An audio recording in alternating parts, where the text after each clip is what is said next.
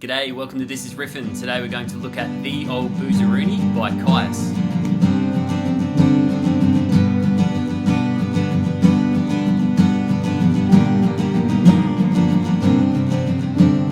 Definitely got to be up there as one of my favourites by Kyuss. It's a pretty straightforward one. There's a couple of guitar tracks going on as usual, so I'm going to show you both ways of playing them. And as usual, I'm just playing through my old faithful Fender Jag, and that is plugged into a Fender Champion 100 Solid, just with an overdrive setting to my liking, so no pedals or anything. As is the case with most Kyuss songs, you'll just have to tune your guitar to C standard tuning, which goes like this: C,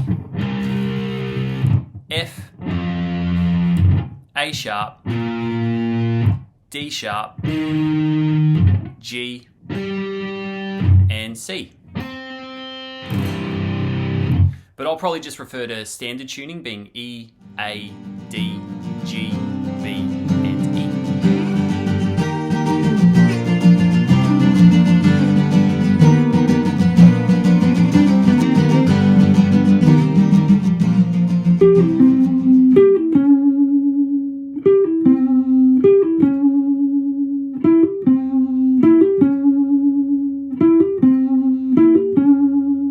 So this intro by Josh has two guitar tracks going on, and I'll show you both of them. They're pretty much the same, except one's going hammer on while one's doing a pull off. It's also just worth noting that if you use a neck pickup, it's going to sound a bit beefier, and that will give you that more Kyuss type tone.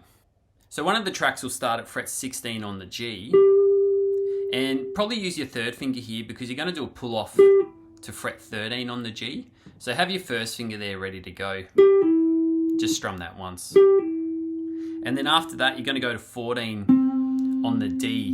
And I like to use my second finger there. And then same move again, so 16 to 13. And then it's a 15 instead on the D. And I still use my second finger for that. Little vibratos are getting thrown in there as well on those Ds. And so the second track's just doing the opposite. So it's a 13 hammer onto 16 this time instead. So 13 on the G, use your first finger there. And then you're going to slam on your third finger or your second finger if that works easier for you. Then to 14 on the D, 15 on the D. Again with those little vibratos. And then if you combine both of them together, it should sound something like this.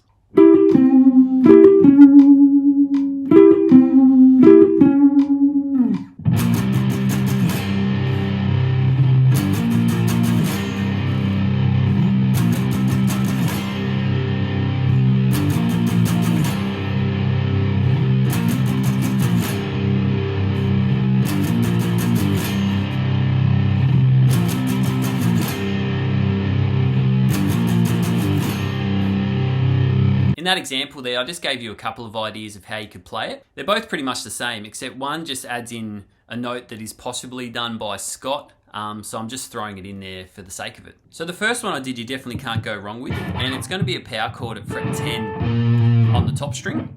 And Josh likes to do power chords with three fingers, so first finger, third finger on 12 on the A, and pinky on the D.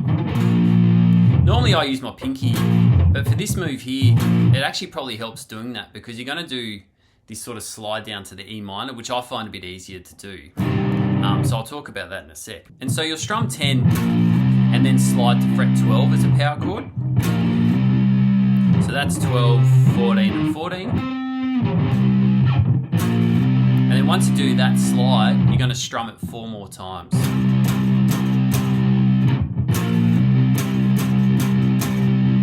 And then you're going to quickly move all the way down to like an E minor shape. So open on top, 2 on the A, and 2 on the D.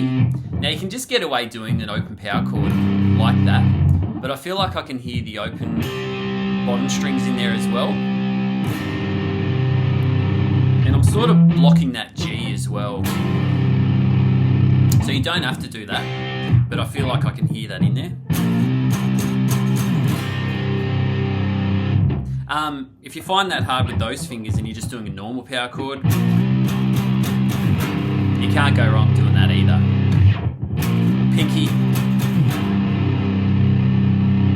So after you do that, it's a similar type move, but you're going to start at fret 7 as a power chord. So 7 on the top, 9 on the A, and 9 on the D. Strum that once with a slide to 10 this time as a power chord. So 10, 12, and 12. And then strum the 10 4 more times. And then again all the way down to that E minor type shape.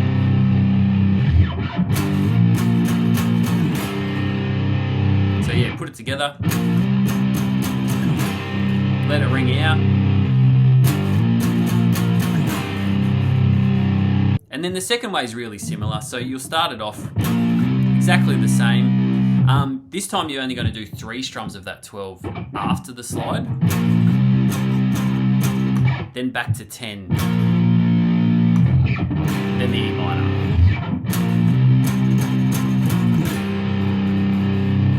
Going back to the 10, sometimes you can hear that note in there, I think, especially on the album. So it's possible it's just Scott there. So yeah, you could chuck it in if you want. It's a little bit trickier than the first one. And then you go 7 to 10. 3 strums of 10, back to the 7. So a similar move.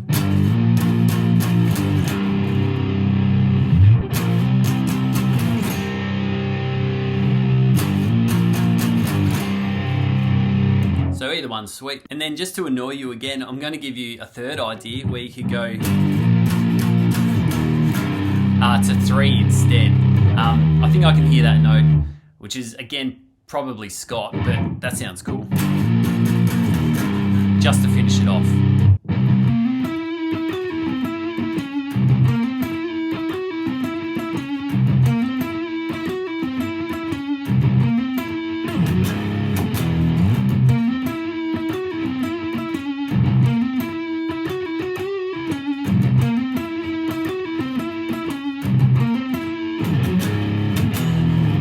Got to be one of my favourite riffs by Josh, this one. It's just such a ripper, and it's such a wicked one to play. And there's 2 tracks going on. Both are pretty much the same, except the second time round, there's just a little bend going on, so I'll show you that as well. So you just start this off by doing 2 opens on the top string palm muted. Before going to 12 on the D string, I like to use my first finger for this because you're going to do a hammer on to 14 on the D, which I use my second finger for there. You'll then drop down to 13 on the G with my first finger, if you want. Another 13, and then a 15-13 pull off on the G. So I use my third finger for that move. Where I'd say Josh would probably use his second finger. He tends to do that move a bit with those first 2 fingers. So yeah, choose which one works best for you. I'll go with my third finger. So after the pull off, you're going to go to 14 on the D, back to 13, 13 on the G, and then a 15 on the D. Little vibrato as well.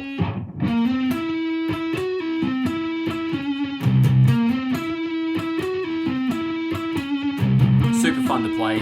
So you run through that 3 times, and then you'll just finish it off by doing open, open on top string, palm muted, 12, 14 on the D as a hammer on, and then it's 13, 13 on the G.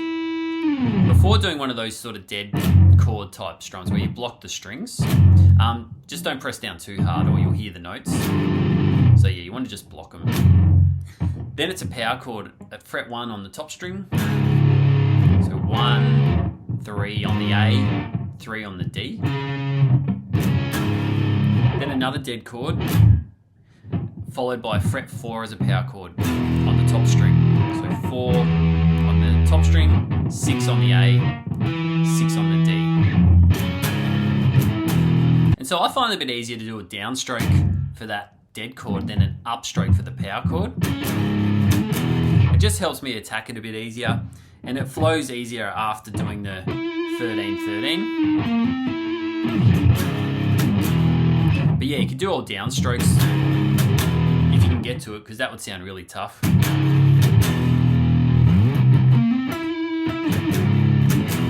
yeah, it's a cool move. And then after that, you'll just play it through pretty much exactly the same. Except this time, one of the tracks does a little bend there. So yeah, I'll just run you through that. Open, open on top, 12, 14 on the D, 13 on the G, 13 again, pull off from 15 to 13, 15, 15 as a bend, bring it back down, 13, 14. And I'll do that in one sort of move there, up and down.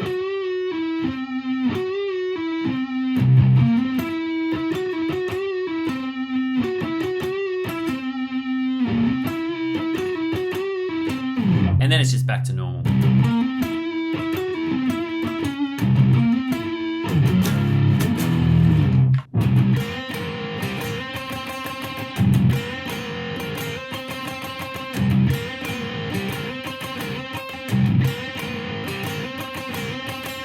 That was just a pretty rough idea of what you can do for this bit.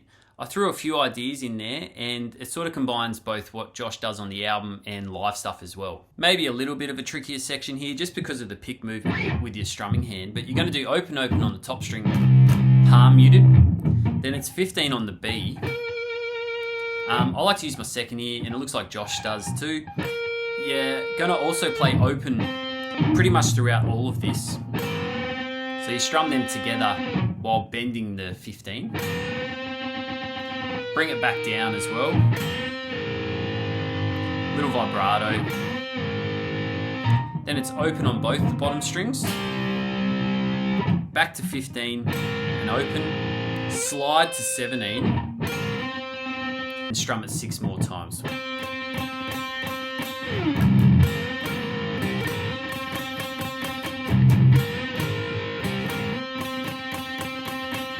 And then feel free to vibrato some of the 17s at the end, or just sort of bend them slightly. So that's one way you can do it. The second way is exactly the same, except doing open and open, you just stay on the 15.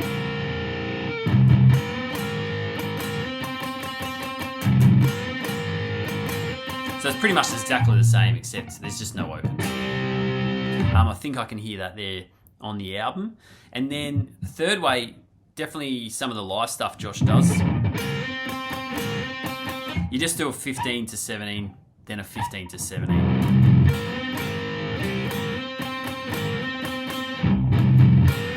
So bend it up as usual. He opens, 15 to 17, strum twice, back to 15, slide to 17, and strum twice.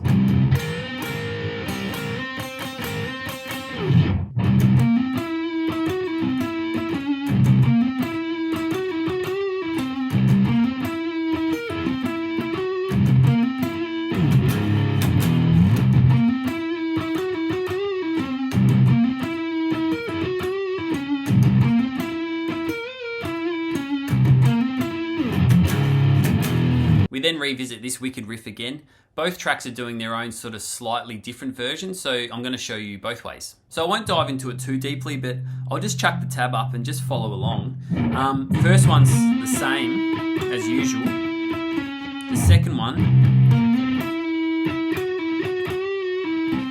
Josh does that little bend at 15 again.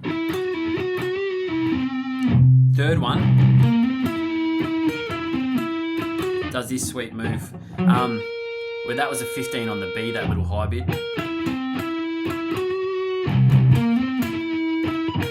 I use my third finger there. And then the fourth one is the same way to finish it off, with those dead note strums and power chords. And then round 2 is back to that little bend at 15. Second one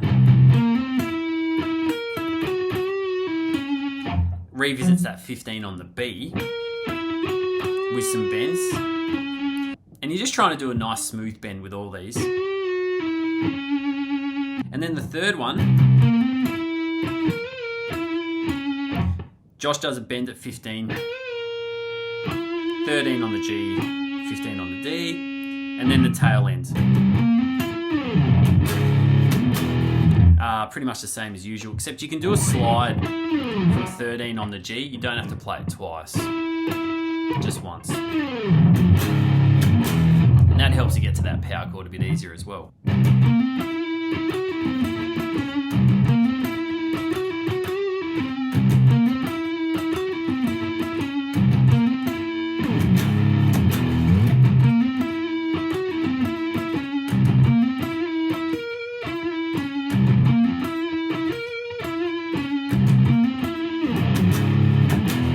Second track again is pretty similar. I'll just run through it. There's just a few little sections towards the end that are a little bit different. So the first time you run through it is pretty much exactly the same as usual.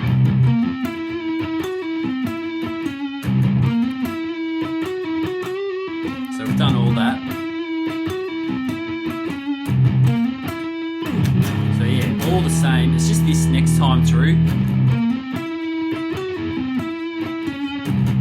Second time, you're going to do these cool little vibrato moves. So 15 on the B, 13 on the G, and then a 15 on the D.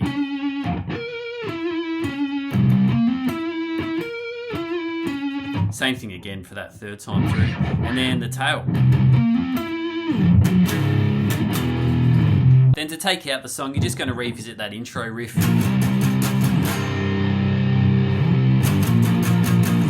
But you just let that E minor type chord just ring out. Well, I hope that helps you out in some way. If you've got any questions, please leave a comment below. Or if you think I'm doing something completely wrong, also leave a comment. I'm more than open for discussion there, as it can help other players as well. And I'll catch you soon. Bye.